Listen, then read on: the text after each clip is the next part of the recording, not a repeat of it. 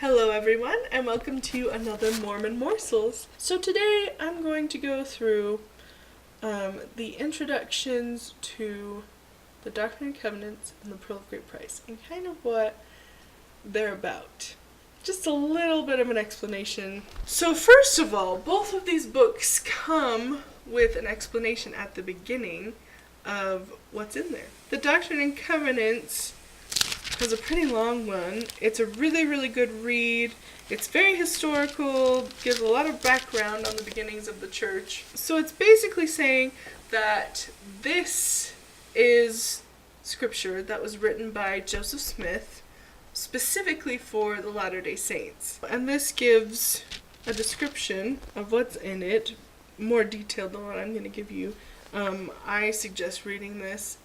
Usually introductions are pretty boring. I don't want to say boring, but not super fun to read. This one is really cool, and the whole book is just really cool. And it also has the testimony of the 12 apostles. That's a really good read.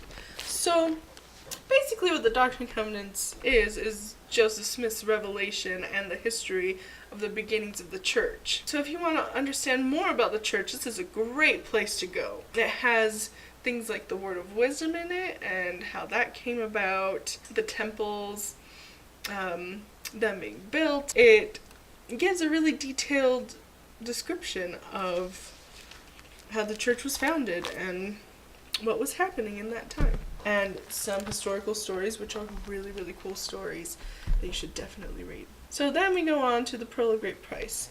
And this one also has an introduction. It's just one page. This is really cool. It's kind of, so in the LDS scriptures, we have things called footnotes. And, they're the same thing as in, for everyone, it's footnotes, our footnotes. But we have them in our scriptures.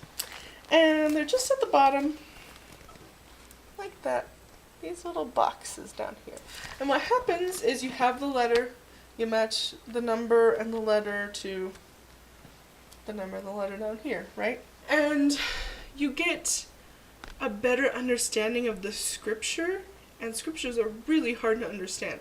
So we have a little help there, and it'll either take you to another scripture that pertains to it, maybe explains it better, or it will talk about the subject in more detail, give you more scriptures on the subject, things like that. Basically, the things that didn't fit in these footnotes, because some of them have little sections in there too, putting a little bit more in there that was missing, and this was Joseph Smith getting revelation from God about what was missing in the scriptures and what he needed to put in there. So basically anything that couldn't fit was put in the Pearl of Great Price. In the Pearl of Great Price, Joseph Smith has gone through bigger sections. He goes through some of the books of scripture and gives you more revelation on that book that is needed from God. He starts off with selections from the book of Moses, and then he goes on to the book of Abraham, and then he does, this is really cool, so he does a little section on the book of Matthew in the New Testament.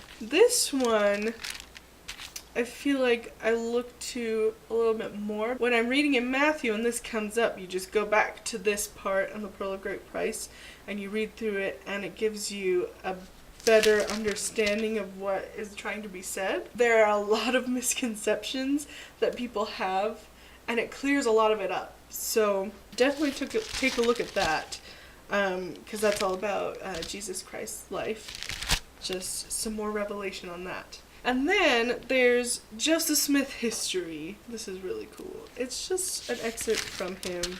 This is basically the story of when Joseph decides to go elsewhere looking for the truth, and he finds it. So if you want to read that story, it's about the first vision, go into the end of the Pearl of Great Price, and you will find that story there, written by Joseph Smith. Really cool. So that's it. I highly recommend reading these. So thanks, guys.